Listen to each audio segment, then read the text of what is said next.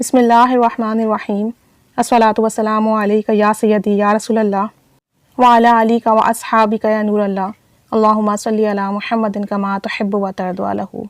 ایک کامنٹ آیا تھا اور اس کے علاوہ پرسنل میسج بھی میرے پاس بہت آتے ہیں کہ ہم استغفار پڑھ رہے ہیں یا درود شریف پڑھ رہے ہیں تو اپنے فوت شدگان کی طرف سے کیسے پڑھیں یا ان کو کیسے ہدیہ کریں، اس کے بارے میں گائیڈ کر دیں۔ دیکھیں، ہمارے جو بزرگ اس دنیا سے جا چکے ہیں،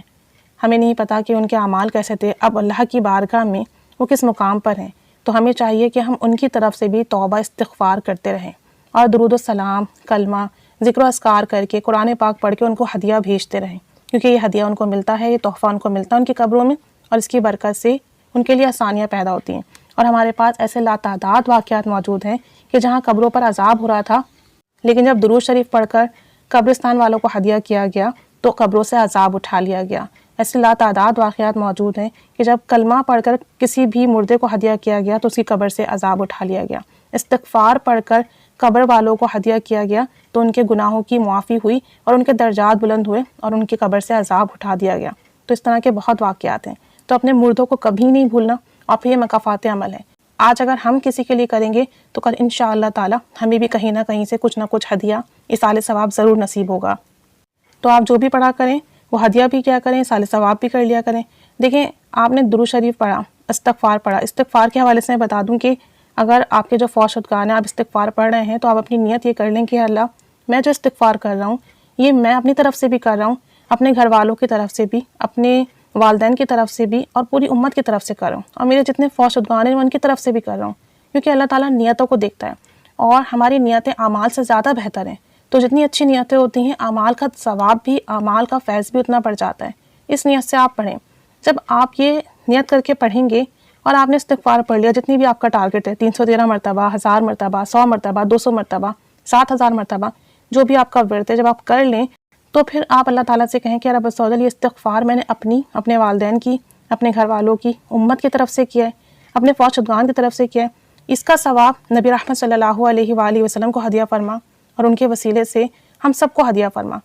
اور جس آپ کے جو فوت شدگان ہیں، آپ جس کے لیے بالخصوص چاہتے ہیں کہ ان کو اس کا ثواب ملے، ان کی قبروں میں آسانیاں آئیں، ان کے درجات بلند ہوں، ان کے گناہ معاف ہوں، ان کا نام لے کر کہ اللہ ان کو اس استغفار کا ثواب پہنچے، ان کے درجات بلند ہوں، ان کی قبروں میں آسانیاں آئیں، ان کی مغفرت و بخشش ہو، اور ان کے لیے عالم برزخ میں بہتری کا معاملہ ہو، ان کے لیے پھر دعائیں مغفرت کریں۔ اس طریقے سے ڈیلی بیسس پر ان کو استغفار بھیجا کریں۔ اور پھر آپ اپنے لیے بھی دعا کر سکتے ہیں کہ اللہ، استغفار کی برکت سے میری یہ رکاوٹیں ہیں ختم کر دیں، یہ پریشانیاں ختم کر دیں، یہ حاجات ہیں پوری کر دیں، یہ مسئلے ہیں حل فرما دیں۔ اس طریقے سے آپ کر سکتے ہیں۔ درود شریف پڑھنے کے بعد بھی آپ اپنے فوت شدگان کو اسی طریقے سے ہدیہ بھیج سکتے ہیں۔ اسی طریقے سے آپ کلمہ پڑھ کے بھی ان کو ہدیہ بھیج سکتے ہیں۔ اور 70,000 کا ایک نصاب ہوتا ہے، درود شریف کا بھی، کلمے کا بھی، استغفار کا بھی۔ تو کلمہ جو ہے بیسیکلی اگر آپ اپنے کسی فوت شدگان کو دینا چاہیں، 70,000 مرتبہ پڑھیں، اور آپ کے جو والدین اگر فوت ہو چکے ہیں یا رشتہ دار یا آپ کے جو بھی آباء و اجداد میں سے جن کو آپ بھیجنا چاہتے ہیں، تو بالخصوص کلمے کے لیے کہا جاتا ہے کہ 70,000 کا ایک نصاب ہوتا ہے۔ اگر وہ آپ مردے کو ہدیہ کریں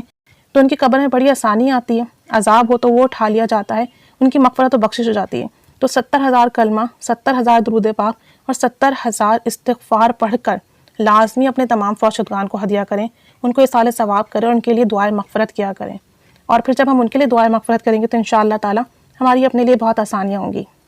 اور پھر ایک بات ضرور یاد رکھیں، کرما فیکٹر ہوتا ہے۔ بعض اوقات ہمارے بزرگوں میں سے کسی کے گناہ ایسے ہو جاتے ہیں جن کی انہوں نے معافی نہیں مانگی ہوتی ہے، اور ان کے گناہوں کا جو اثر ہوتا ہے بعض اوقات ہم پر بلکہ ہماری آنے والی نسلوں پر بھی آتا ہے، جس کی وجہ سے ہمیں بہت مسائل کا بھی سامنا ہوتا ہے۔ بعض اوقات بیماریاں ہوتی ہیں جو ختم نہیں ہو پاتی، پریشانیاں ہوتی ہیں جو ختم نہیں ہو پاتی، مالی تنگی ختم نہیں ہو پاتی، تو یہ بھی ایک چیز ہوتی ہے۔ تو جب آپ مستقل مزاجی کے ساتھ استغفار کر کے اپنے فوت شدگان کو، بزرگوں کو ہدیہ کرتے رہیں گے اور اللہ سے ان کے لیے معافی مانگتے رہیں گے اور ان کے وہاں گناہ معاف ہوں گے، تو یہاں آپ کی رکاوٹیں بھی دور ہوں گی۔ اور اللہ سے کہا کریں بالخصوص کہ اگر میرے بزرگوں میں سے کسی کا کوئی ایسا گناہ ہے جس کی وجہ سے ہم پریشان ہیں یا ان برائیوں کا اثر ہم تک آ رہا ہے، تو یا خدا سے معاف فرما دیں، انہیں بھی معاف فرما، ہمیں بھی معاف فرما، ان کی غلطی کوتاہی کو بھی درگزر فرما دیں اور ہماری رکاوٹیں بھی ختم فرما دیں اور ہمارے کام بنا دیں۔ تو یہ بھی لازمی کیا کریں، ہدیہ بھی لازمی کیا کریں، ایصال ثواب کریں، ہدیہ کریں،